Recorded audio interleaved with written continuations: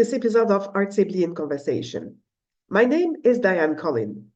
This series presents artists, academics, and project leaders who dedicate their time and energy to a better accessibility for people with disabilities in the arts.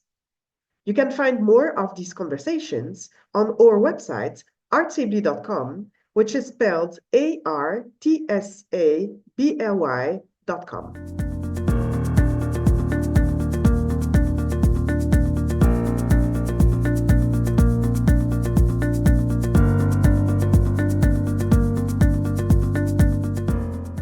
Today, ArtsAbly is in conversation with Brianna Matzke, a pianist, musical director, and music educator based in Cincinnati, Ohio. You can find the resources mentioned by Brianna Matzke during this episode on ArtsAbly's website in the blog section.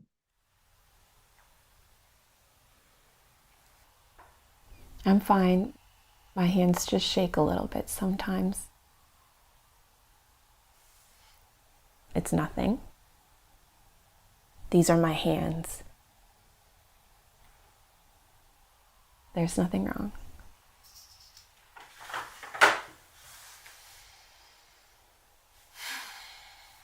It's genetic. There's nothing wrong. No, I didn't have too much to drink last night. My hands just shake a little bit.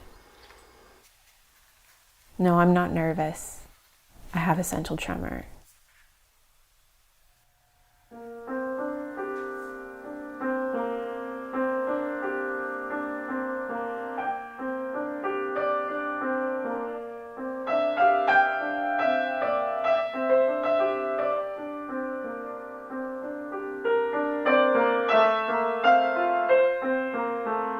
I don't notice it at all when I'm playing on the keys.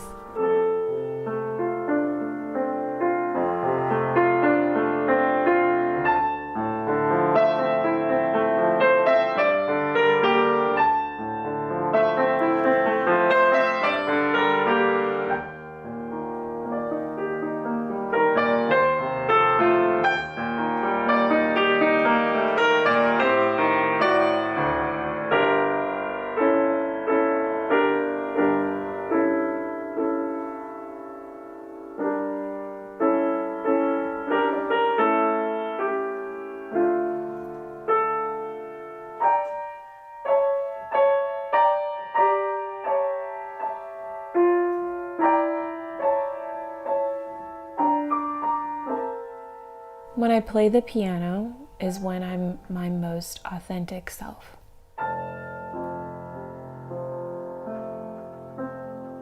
My shaking hands are at the heart of that.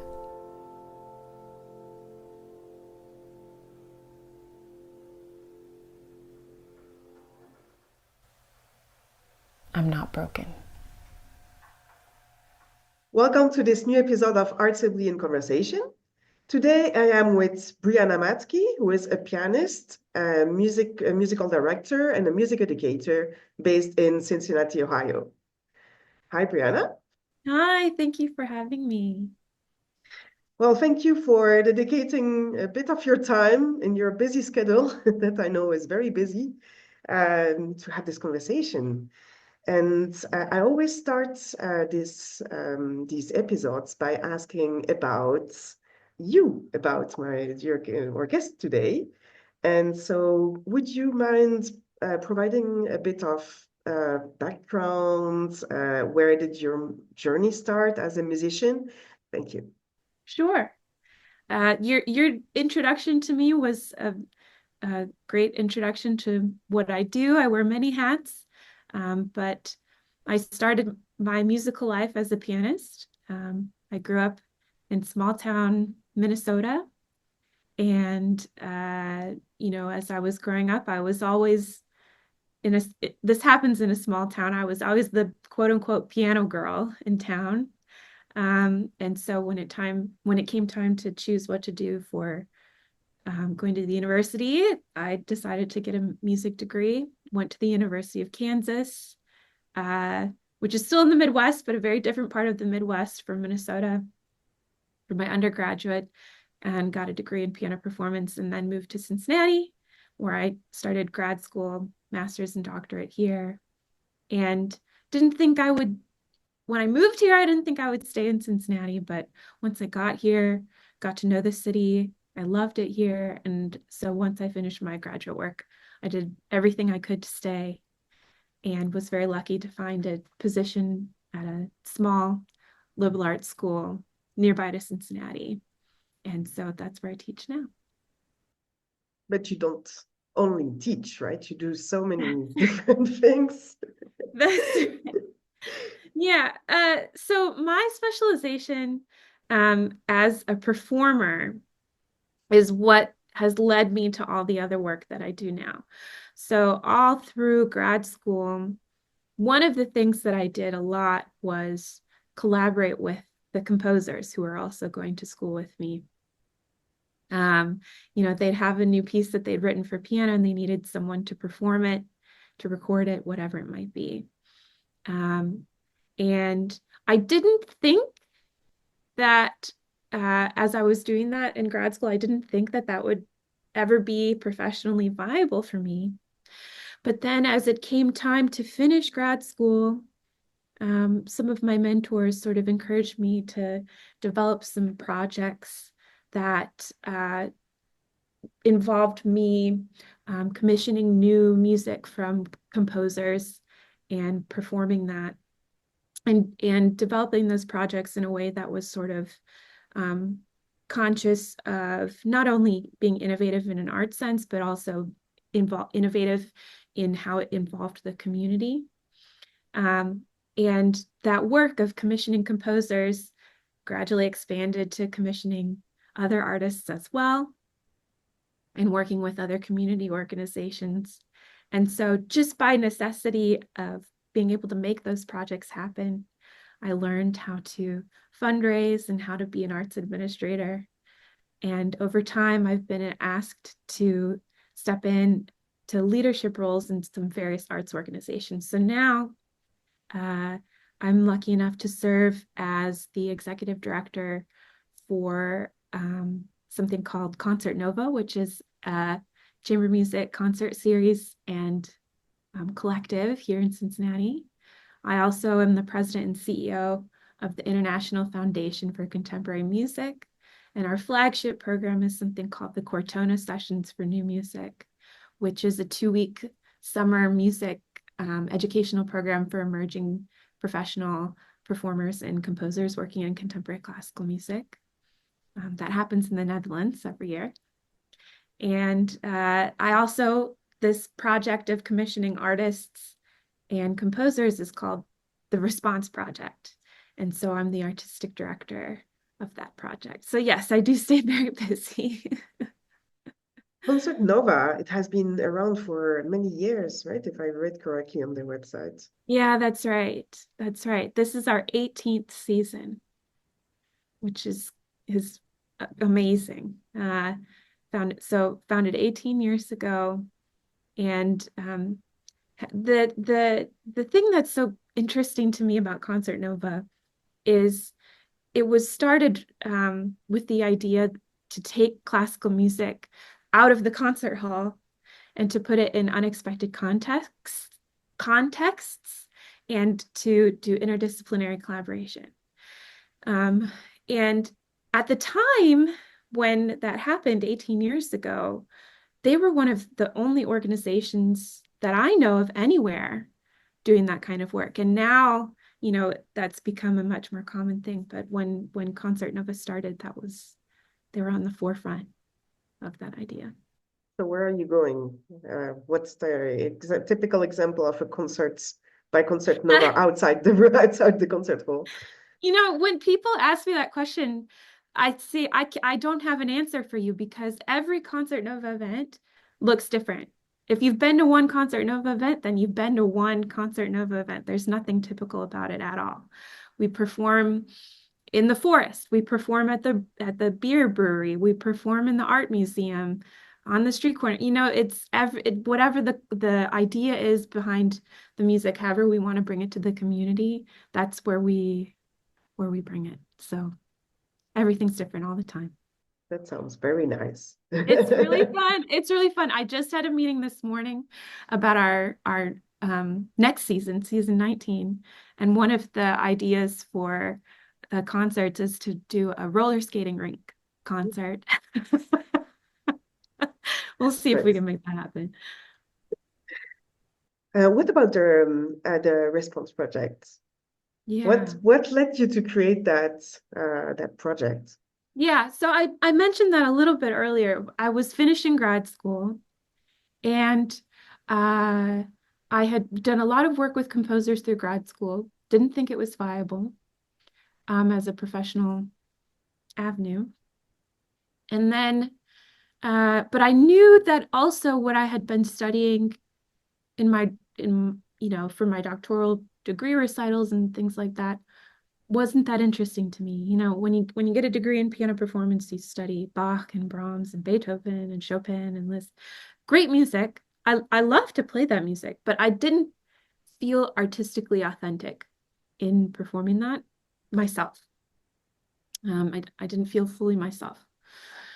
So this was 2014, and so in 2013, as I was approaching the end of my studies, I went to a music festival here in Cincinnati, put on by a person named Bryce Dessner, who's the guitarist for a rock band called The National, and also a classical composer.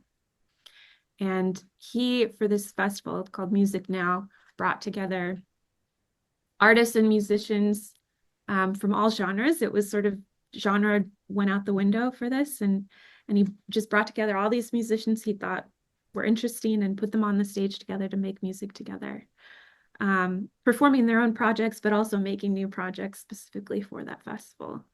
And maybe it sounds silly to say now, but I really didn't realize up until I saw that festival that that kind of creativity was possible. Something that was alive, very relevant, very contemporary, and irrespective of genre, just existed as a creative product. And so I was really inspired by that. And that was where I began to come up with the idea for the Response Project. And it grew from there. I knew I wanted to work with other creative people to make something new together. And the model for that sort of generated out of that initial spark of an idea.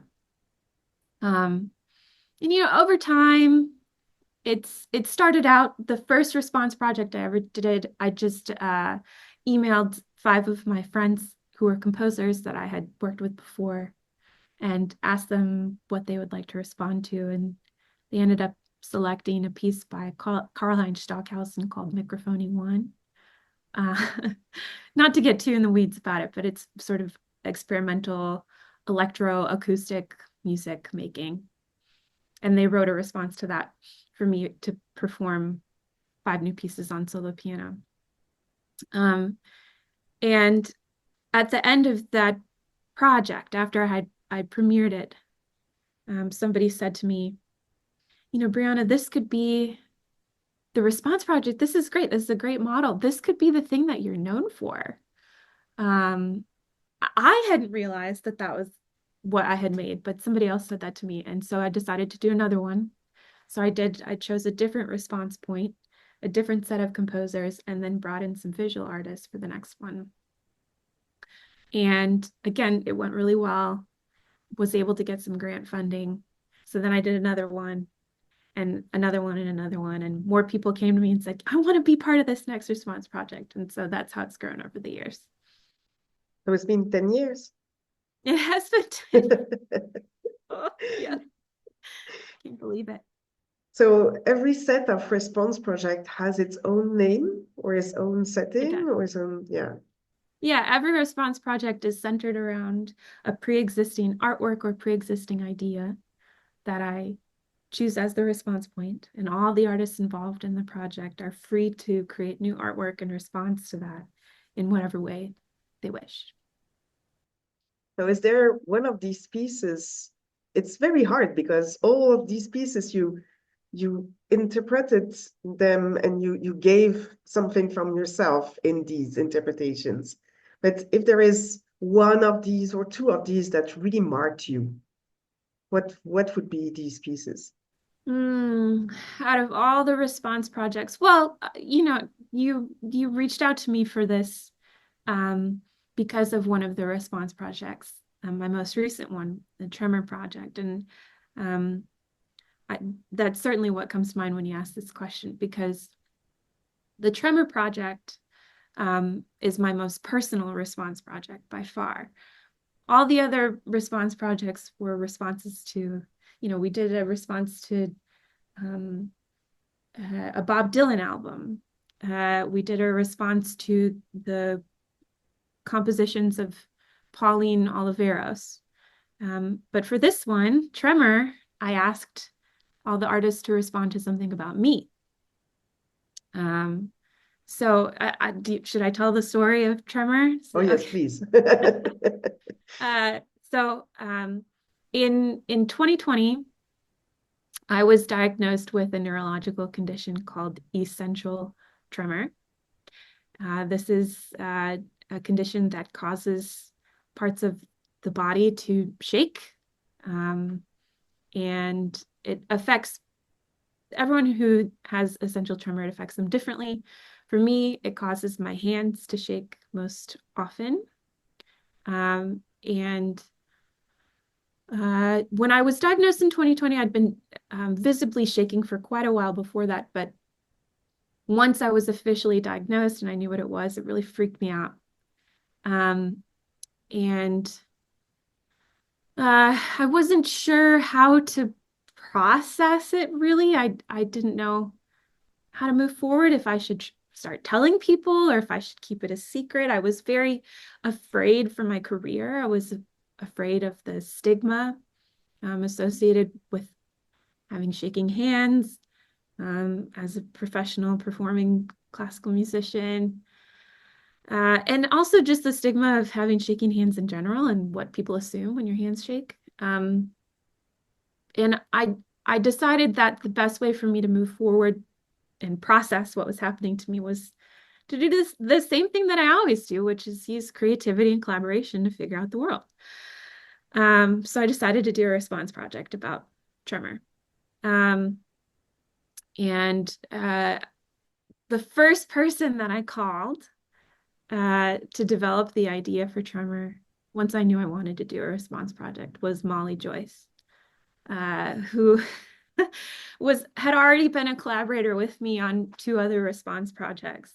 Molly's a wonderful composer and creative performing artist herself, who uses disability as a creative source in her work, and uses her creativity to illustrate and illuminate and dispel misconceptions about disability. And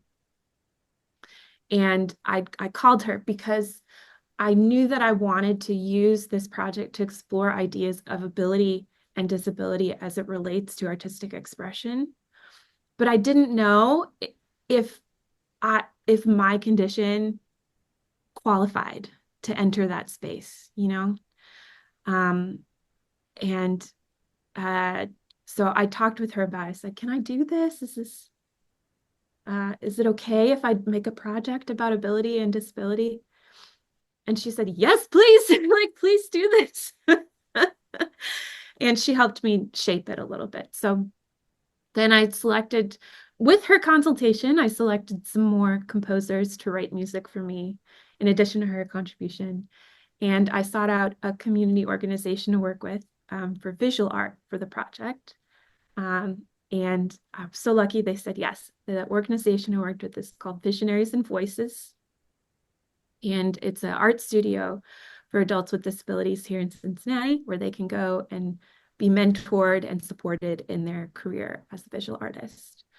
It's a wonderful place. And they helped me find 5 artists to work with there. And I also got to work with a sound artist named Brittany Bignamer, who lives with a stutter. And she interviewed all of the artists from Visionaries and Voices and developed these lovely audio interview portraits that have become a part of the project as well. So Tremor turned into, as the final product, a multimedia concert where I play the piano, we look at the visual art, we listen to the interviews with the artists, and I talk about the project a bit as a whole. And I've taken that concert on tour around the US, and it was very scary to present this at first, very vulnerable to admit what I was going through.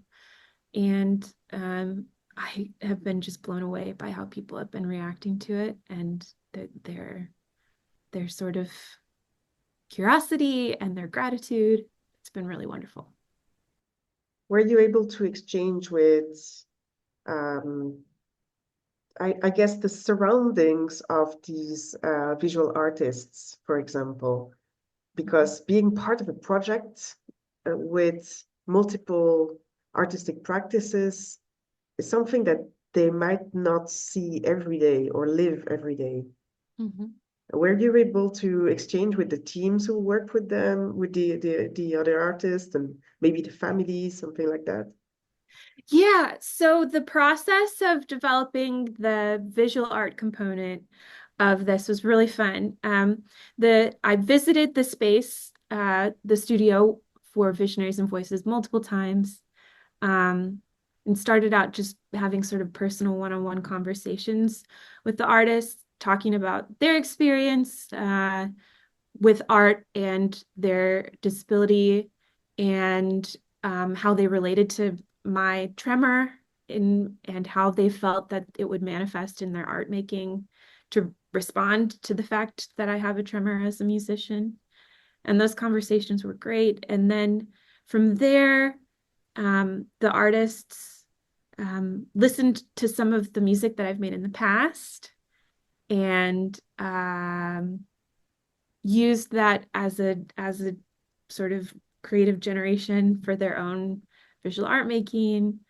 And then uh, we put all of the art pieces up in an exhibition here in Cincinnati, and we invited all the artists to the opening reception for the exhibition. And so they got to come and bring their loved ones with them, and we performed some music at the exhibition and shared the audio interviews from the artists with the audience. And it was really lovely. Yeah, a lot of interaction. The composers were there. The composers were no, I don't think any of the composers were at that reception. The composers for this project, unlike the visual artists, the composers for this project are located all over the country, and it was difficult to get them all there for that particular event. They've been at different performances of this project. I've met all of the composers somewhere along the line, but they weren't there for that. No. So where did you tour with this project? I've done kind of all over different parts of Ohio. I got to go to Boston and Vermont. I've done Chicago, Minnesota, and Kansas City. And that was, I'm so lucky that I was granted a sabbatical from my teaching at the college this last fall. And that was my project, to go on tour. And so those were all the performances I managed to squeeze in one semester. I'll be performing it one more time in a few weeks here at the end of, we're talking on January 20th, and I'll be performing at the end of January here in Cincinnati again. I don't have any other dates booked for this project, but I'd love to continue performing it. It's certainly worth taking to other parts of the country and world. So we'll see what happens. Very nice. Well, you're also traveling outside the States as for the International Foundation for Contemporary Music, as you were mentioning. Yeah. And so this is in Holland for the Cortona sessions. That's right. Right. Yeah. So how do you manage to do that in your in your academic year every year? Well, I'm really lucky with that position.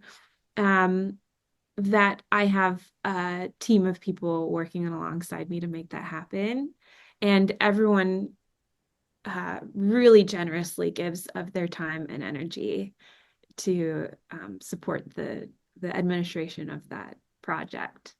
I certainly would not be able to do it alone. No, it'd be impossible.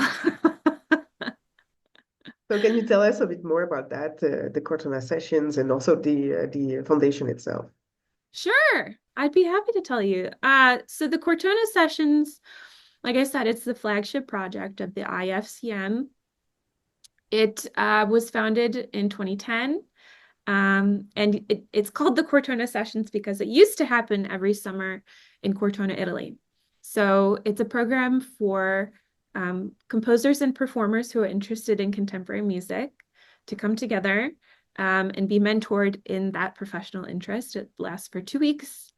The composers write a brand new composition for performance premiere at the sessions, and the performers come with interest in collaborating with the composers on the premiere of those works. We also, one thing that makes us stand apart is we offer a conducting track of study as well. So young conductors can come and be mentored, and there's very specific skills that come along with conducting contemporary chamber music that we mentor them in. And we also offer a track of study for preformed chamber music ensembles who want to specialize in contemporary music to come and study with us and be mentored and coached, not only in their music making, but also on the more business side of what it takes to run a chamber music ensemble. And one thing that I really we pride ourselves on at the Cortona sessions is our focus is on artistic excellence, absolutely, but we never sacrifice the feeling of safety, welcoming, warmth, friendship, compassion, for the sake of some sort of artistic ideal. Our focus is on community. And, my first interaction with the Cortona sessions back in 2018, I came as their resident piano fellow, so I was more on the student side of things. And I was so surprised to find that, the faculty at the Cortona sessions, they didn't hold themselves separate from the students. It wasn't like this hierarchical feeling where it's faculty up here and students down here and we must pay homage or something like that. It was not like that at all. It was a feeling of collaboration and mutual support, mutual interest. We're all learning from each other. And the only thing that sets the faculty apart is just that they've been doing this longer, and I found that so helpful and welcoming and supportive. And so I have continued to try to operate in that spirit, and I'm really proud that we continue to offer that spirit of community. So how many applicants do you take each year? Our program has room for about 45 people. Hmm. So that breaks down to 3 or 4 preformed ensembles, about 12 composers, 2, 3 conductors, and then the rest are performers. And the instrumentation that we focus on is what's known as the Pierrot ensemble. So that would be flute, saxophone, clarinet, violin, cello, percussion, piano, and voice. Very So impressive. thank you. It's a really interesting challenge to run a program like that because I'm talking about issues of welcoming and trying to create a feeling of safety for as many identities as we possibly can. And it's difficult to, nobody can ever do that perfectly. We can always try to do better. But from a financial standpoint, making a summer program of study like that financially accessible to people is a continual challenge.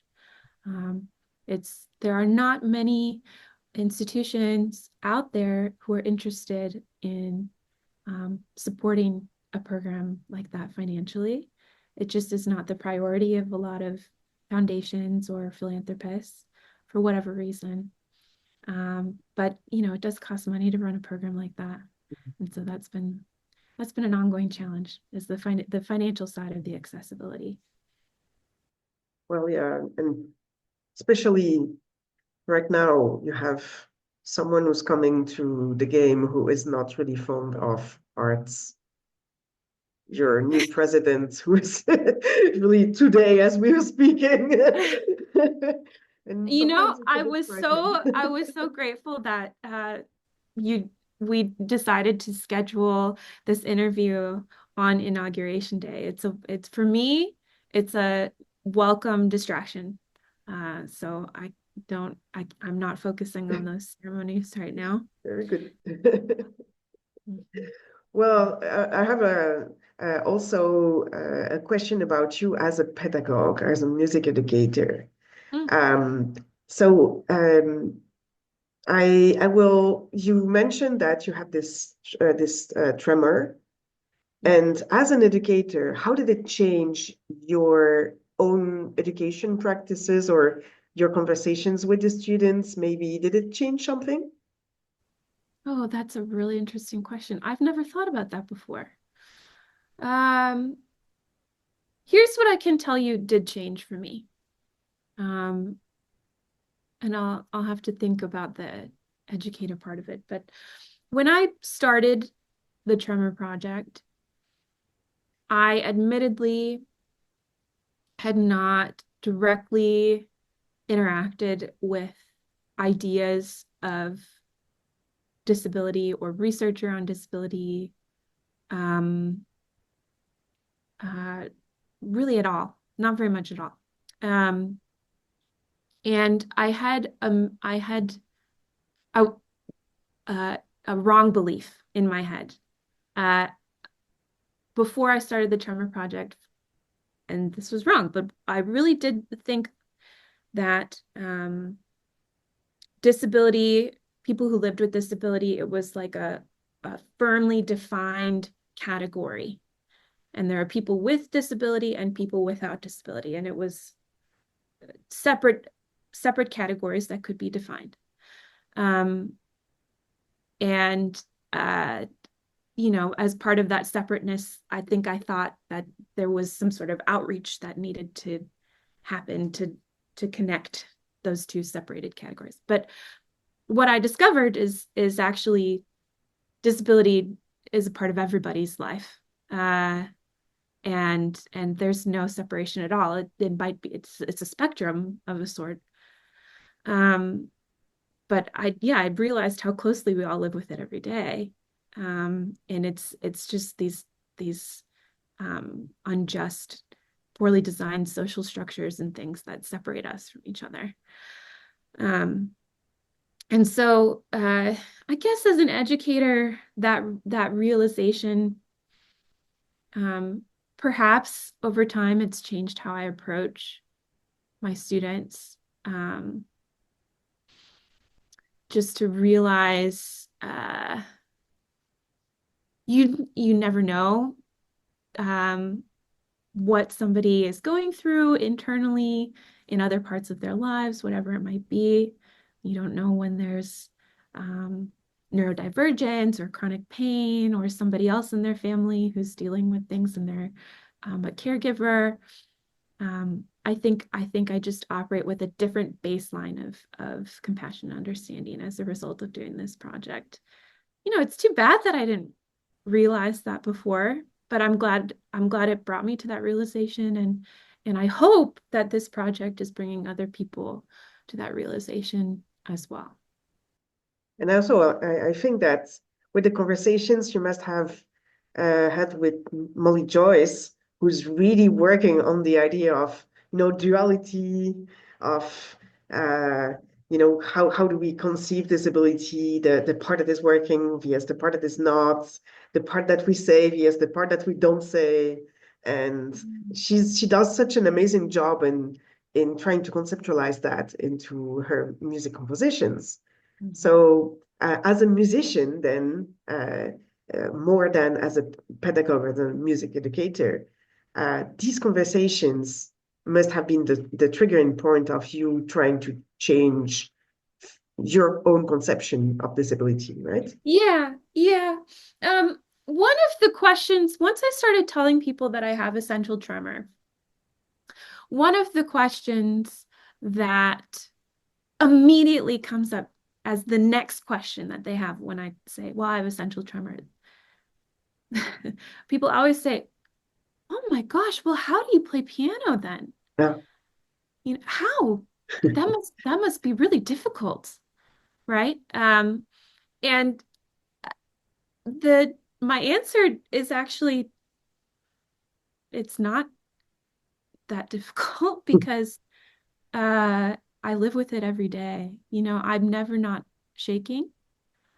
Um, and so if the tremor is affecting my artistry, I don't really know that it is because I'm just not aware of it because I don't know what it means to play piano without shaking hands.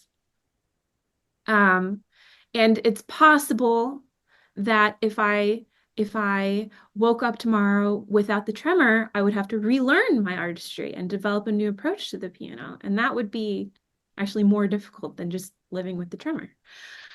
Um, and one of the composers for this project is this wonderful woman named Adalia Faishalina, who's uh, blind from birth composer. And she, when we were chatting about the project, she said to me, well, you know, Brianna, it's not like when I wake up in the morning, the first thing I think is, oh no, I'm blind. You know, it's most of the time these conditions we don't think about it. Like the difficulty comes in when the world is not able to welcome us, even though we're fully comfortable in our own bodies. And you know, that's another point that I'm trying to illuminate with the project. When it comes to performing and working in classical music specifically, there's an obsession with virtuosity in classical music. Um, and I hate the way that it's traditionally defined as physical mastery, playing faster and louder than anybody else. I think that's boring, and I think it's a harmful way to look at mastery. It separates us from humanity, I think, and I'm much more interested in a virtuosity of expression and authenticity and vulnerability and heart-to-heart connection through the music. So anyway, these are all things, I'm rambling now, but those are all things that I think about with this project, definitely. Well, I have a question that is kind of related. In the way we conceive disability in our social life today, that is, as you said, people discover that it's not really the conception that they had for a long time because in society we are taught that this is the way. And so there are organizations with multiple artists who work in the field of disability and music. And we frequently speak when we meet. I'm one of them. I'm a wheelchair user, I'm a singer. And some people say, okay, so how do you sing if you're not standing? Yeah, things like that, which is what? Oh, okay, I just sing, right? Oh yeah, Yeah. but it triggered conversations about the way accessibility and disability is seen in the arts itself. And so I love this question because everybody has a different answer to this question. What does accessibility or working in a world where you have touched disability culture, what does it mean to you? Hard Uh, question, I know. it's a big question. It's Yes. how to put it into words. The more we can welcome and gosh, even the word welcoming bothers me sometimes because there's a connotation of like otherness in the word welcome. Like you were out here and now we brought you in here. Welcome. I don't mean that. I just mean that uh, beautiful things to me. Uh, art to me is about accessing beauty, but beauty to me is not something that's perfect. It's not something that um, is virtuosic. The access this effort of accessibility and welcoming and um, is it makes everything more beautiful. Um, the the artistic possibilities when all voices are included are there's it's just artistically more interesting. More the I'm not being very like good with my words about this, but um, we're it makes everything better. The Molly's work is actually such a great example of this. She taught me about how um, when you are creating an artistic product and you include accessibility measures in the artistic product, it enhances the artistry of that product. It's not a distraction from it. It's part of the artistic interest of it. Um, Even just something as simple as the programs that I printed for my tremor program have Braille on them. And it's beautiful. Braille is beautiful. What a it's a beautiful thing to touch and experience. It's a beautiful thing. If you can see it, it's a beautiful thing to see that texture added to the paper. And so it's only enhancing what we're doing. It's not an accessory. And so yeah, I don't have like a succinct way to say what I think about this, but man, does it make things more beautiful. It can only be better. I agree. And there are many notions. So, for example, there is this concept of universal design, which I really like. Some people are struggling a bit with this concept of universal design. But if you think of a product or a building or something that you use every day, and you don't think about making it accessible, you think about making it usable by everybody. Whatever you are, whatever, if you're a child or if you're an adult or if you're big or if you're tall or if you have, I don't know, 4 fingers, it doesn't matter. Everybody should be able to use this entrance or this building or this product the same way, or at least an equivalent way, not exactly the same way. And I like that in arts too. There are some foundations or organizations right now working on um, inclusive concerts or adaptive concerts where you have as many possible elements in the room that makes you feel good attending a concert, whatever where you're coming from, or what you identify yourself with, whatever. You come here and you feel good and you have fun and you enjoy the music. And I love that concept, really.